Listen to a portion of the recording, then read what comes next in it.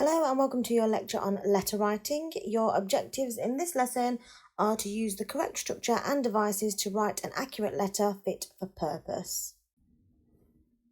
Now, it's very important to remember that for GCSE, you are going to get given some kind of opinion and you're going to be asked to write a response to that opinion. Whether that's in letter form or an email or so on. So please make sure that although you're going to watch this video and it goes through letter format and so on in an example letter, please go and watch paper 2 question 5 of the GCSE English language videos so that you completely understand exactly what it is that you're going to be asked to do. Okay, let's get started then on letter writing. So the first thing that I would like you to do here is pause the video and have a look at this task. I've taken this task from the skills workshop, so I hope they don't mind me borrowing it. But it's just a few different things that are supposed to go in a letter. And I want to see if you can, or I want you to see if you can put these things in order using the correct options here. So pause the video and have a go, and then I will put this letter into the correct layout.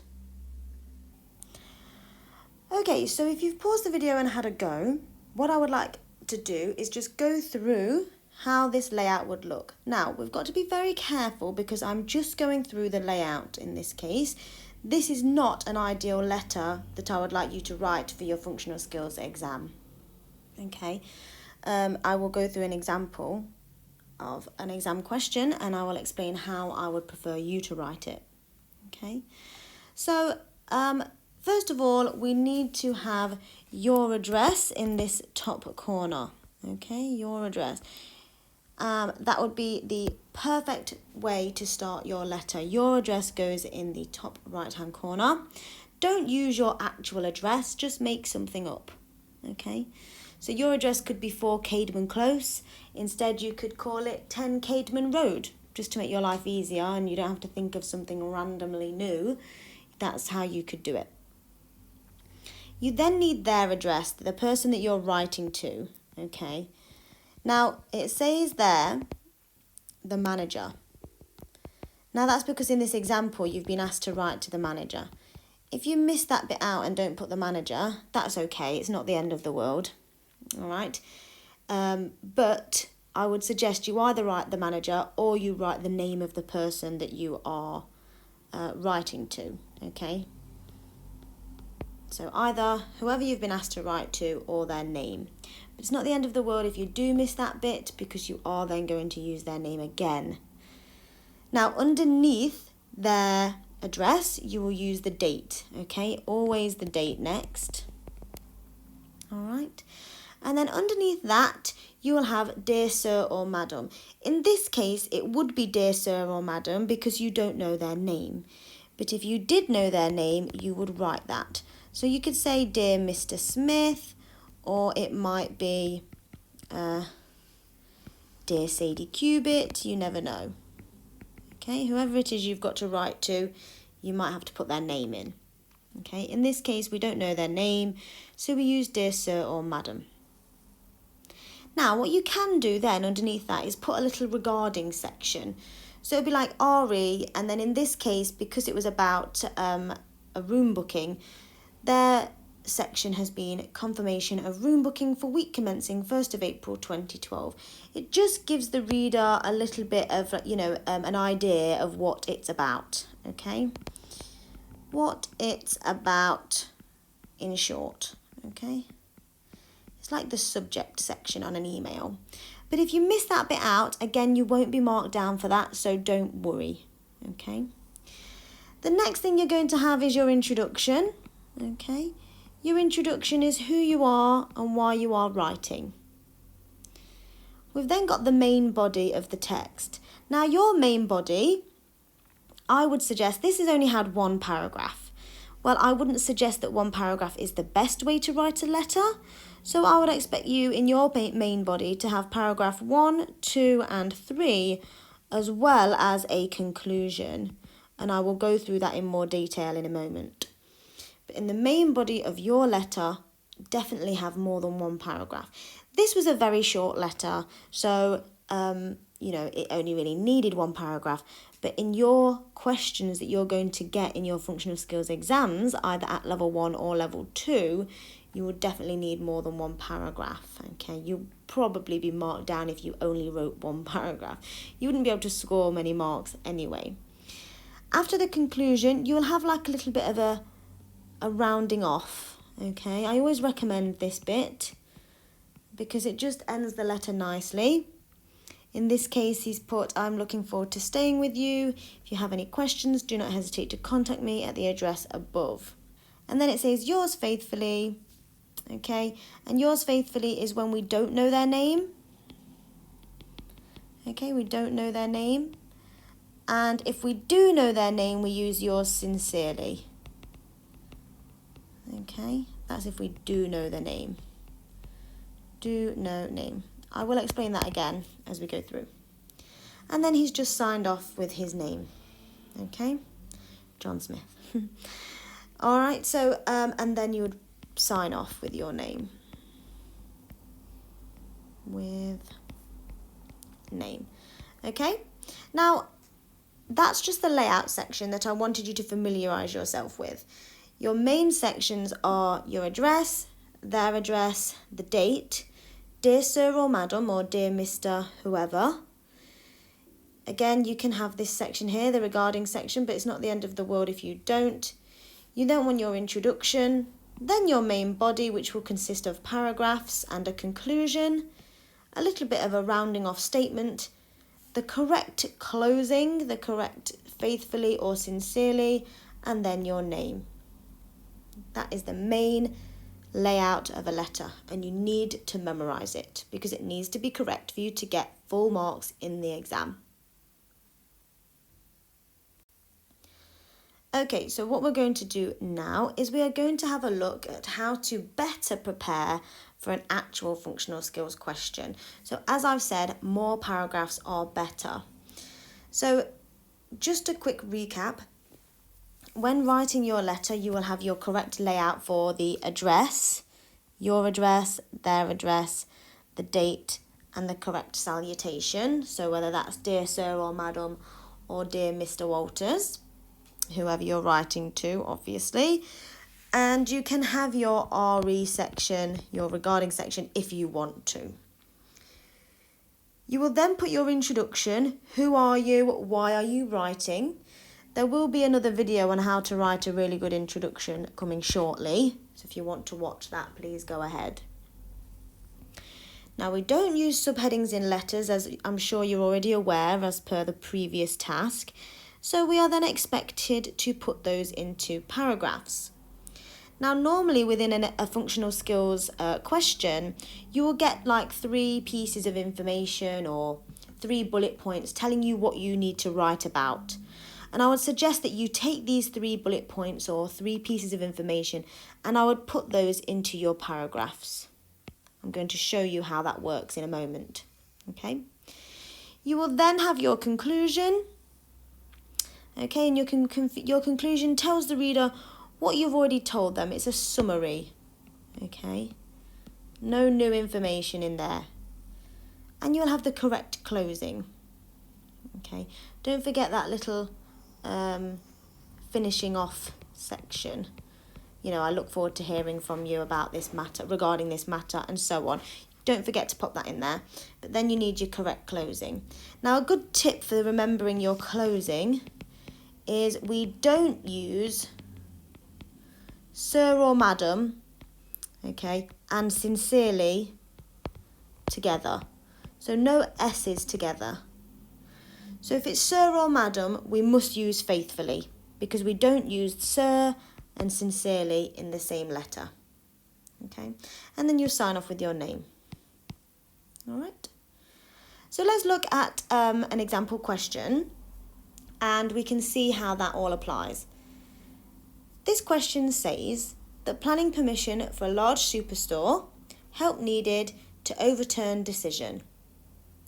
Marbleton Council has granted planning permission for Madison's to build a large superstore on the outskirts of our village. This will have an impact on the recreational area that includes the skate park and Marbleton Woods. We need local residents to write to the local council objecting to this proposal and its obvious effects on the natural environment, recreational areas and village facilities. Act now.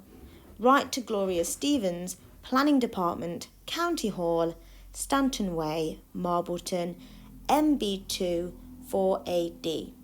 Together we can stop this madness. And then underneath it tells you what your task is. Write a formal letter to the council to persuade them to reconsider their decision. So because this is a formal letter, you've got to write quite formally, quite professionally. Okay.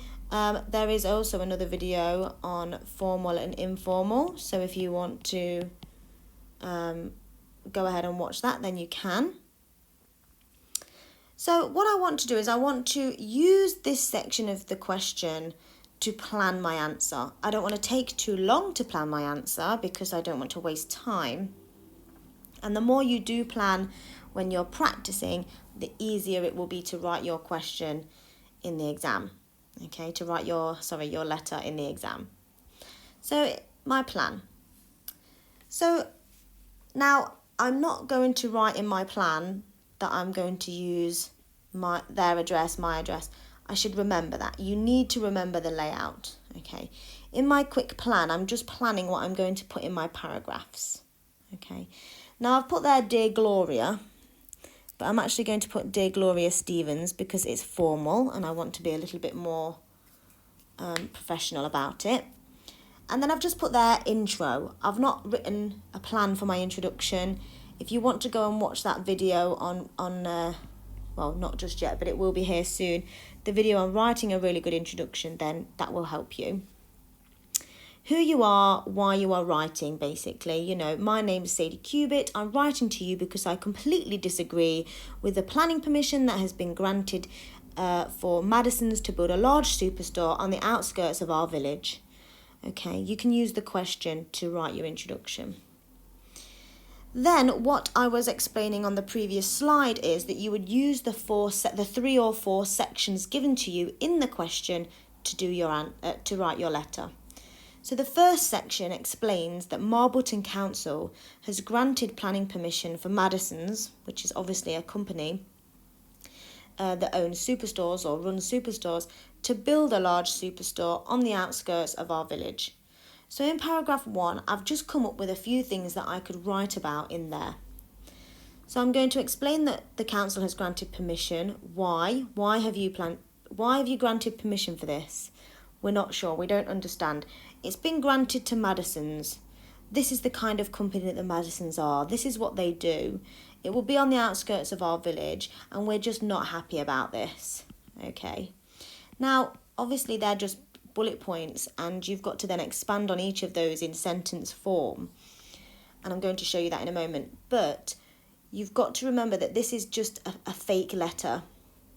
You can add in anything you want.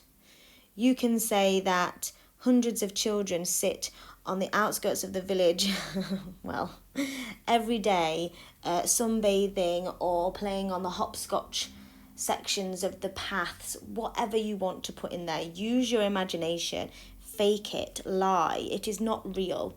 I think people really get ate up by the fact that they need to write something that's true, and you really don't. Okay.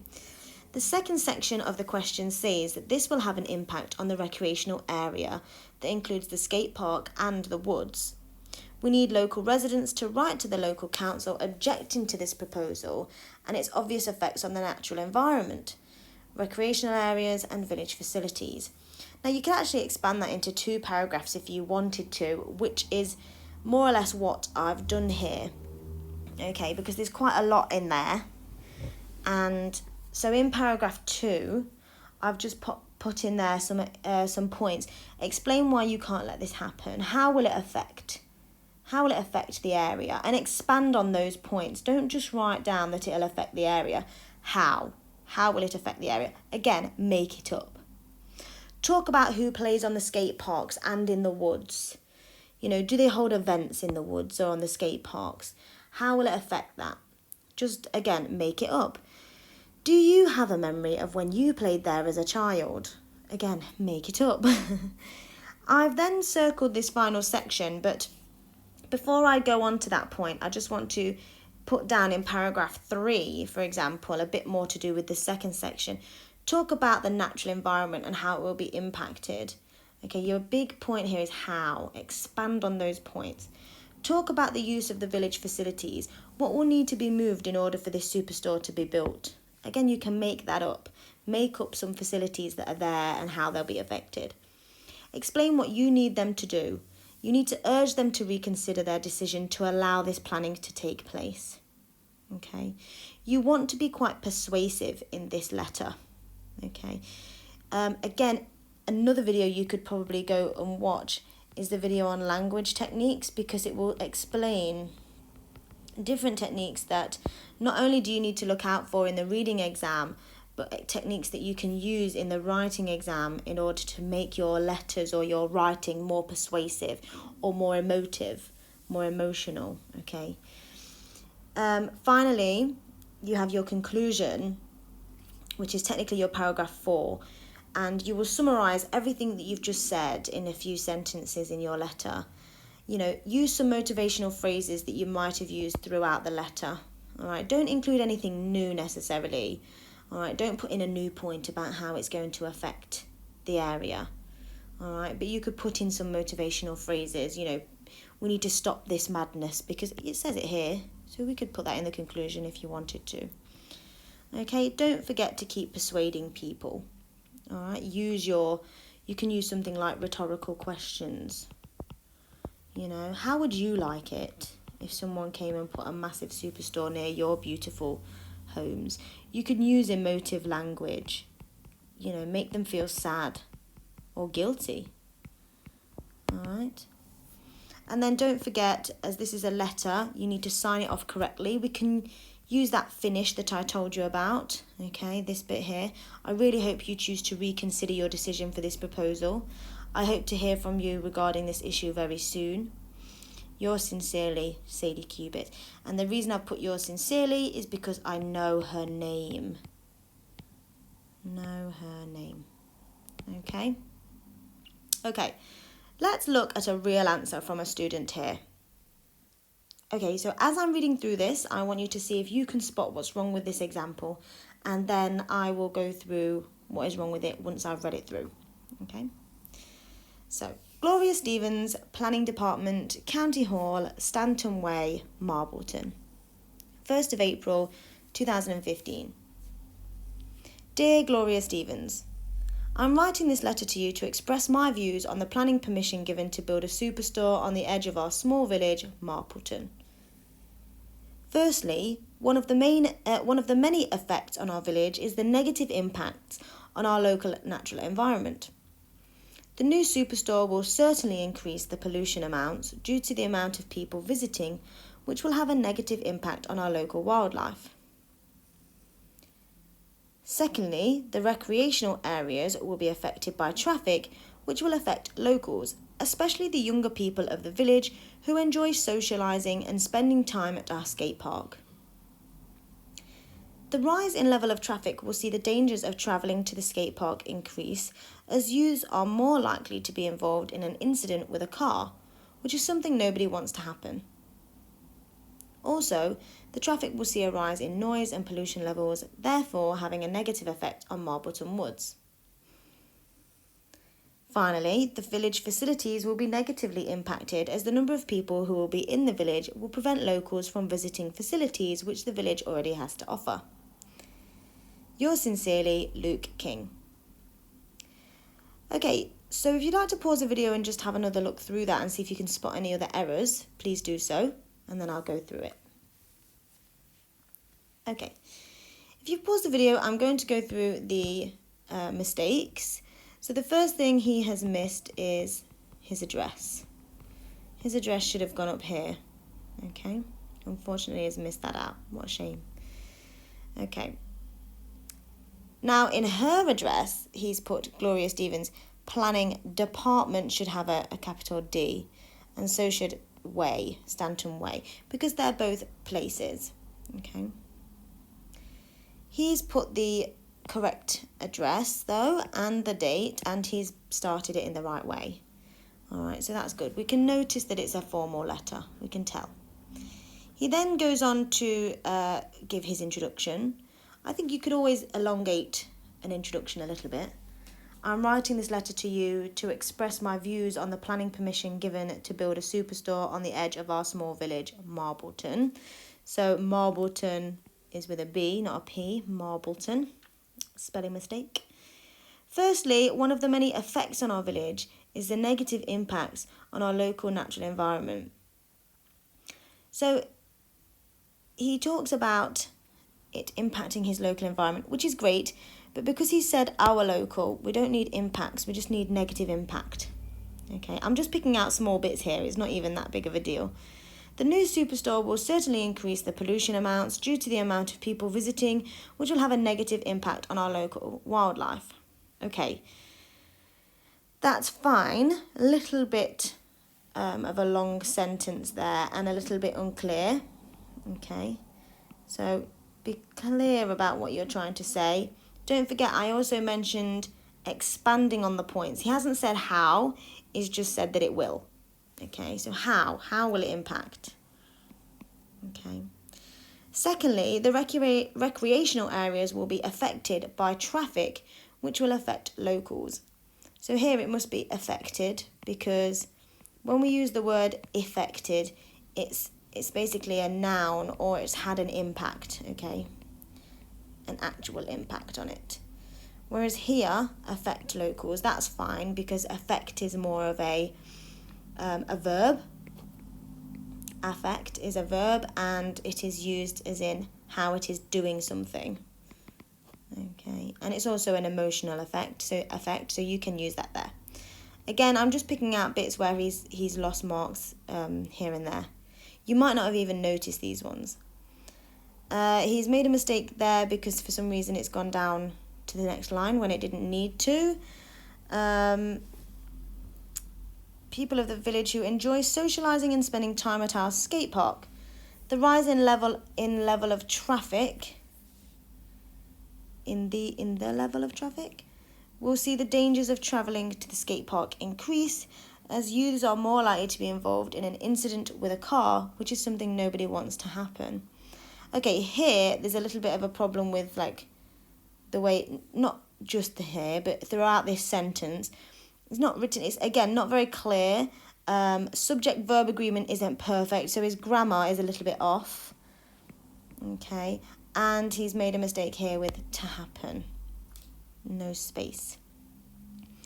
Also, the traffic will see a rise in noise and pollution levels, therefore having a negative effect on Marbleton Woods. Again, expand. How? How will it have an effect? Finally, the village facilities will be negatively impacted as the number of people who will be in the village will prevent locals from visiting facilities which the village already has to offer. This is very unclear as to what he means. I think what he means there is that the local businesses won't be used as often because of the large superstore. Okay. So he just needs to explain that better. He's got, you know, it's a bit of a long sentence, and there's clarity issues all the way through that. He hasn't used like a finishing off section, so he hasn't said that he hopes to hear from her soon regarding the matter, but he has used the right sign off and he's put his name. Okay, and he has written, 3 paragraphs there, including an introduction. So it's nice. It's there's a few mistakes throughout. There's probably other ones that you've noticed that I've just not picked out, but I am going to go through the mark scheme now and see where he's lost marks. Okay, so let's do that. Okay, here is the mark scheme. So, detail. He was awarded 2 marks out of 3. So, like I said, lack of expansion and clarity in relation to the effects on the village facilities. So, you need to expand on your points, okay, to gain full marks. Concise. He was quite concise. He did express himself well. We know what the letter was about, so he scored full marks there. He also had a nice logical order. He used his paragraphs well. Now, persuasiveness, he scored 1 mark out of 2. Okay, he wasn't very persuasive. He didn't use some language techniques, persuasive techniques that I mentioned, such as rhetorical questions and emotive language. Okay, he kind of just explained the same thing a few times, which was a shame. So I would like to make sure that you are using rhetorical questions, maybe some emotive language, okay, as you're writing your letter. You can watch the video that I mentioned on language techniques. I'll write that here, okay, which will help you with your reading paper as well as your writing. Now, format was 4 marks because you can show, it was shown that it was a formal letter, okay. Now, he also scored 4 marks in terms of structure, which I was surprised about because he missed his entire address off. He didn't put his address, but he did address it to the correct person. Okay, he did put the date and he used the correct salutation. He also used the correct close, using yours sincerely. So I can see why he gained 4 marks and he didn't miss anything from not writing his address. However, I would recommend that you do write your address because you don't want to lose marks just in case you get an examiner who notices that. Obviously, in this case, it wasn't noticed. Language or clarity. He scored 2 marks out of 3. Okay, he had 3 language issues. He used the wrong words or phrases sometimes, such as effect and affect, and he wasn't clear when explaining some of his points, especially on that end sentence. It was very unclear. Okay, so just make sure that you're very clear with what you're trying to say. Spelling. Although he used the wrong wording sometimes, he did spell the majority of them correctly. So he only had 1 error and he lost 1 mark for that. So he got 2 marks out of 3. Punctuation. Okay, he did have quite a few errors with punctuation, 8 errors altogether, but he only lost 2 marks. Okay, including proper nouns. Okay, so he didn't use the correct nouns in there. You know, I did explain a couple of those as we went through. Lack of space between words, such as which nobody wants to happen, he missed. And also people and visiting. Okay, he missed that out. And that's classed as a punctuation error. Okay, but he still got 2 marks out of 4. Grammar. As I mentioned in that sentence, the final sentence as well as the one previous to it, he missed, the subject-verb agreement wasn't quite correct. It wasn't very clear, so he only scored 3 marks out of 4. Okay, but he did score 19 out of 26, and 19, let me just get my pen, 19 out of 26 is actually 73%. So that is a pass. Okay, I would like you to try and aim for the 70% range to pass.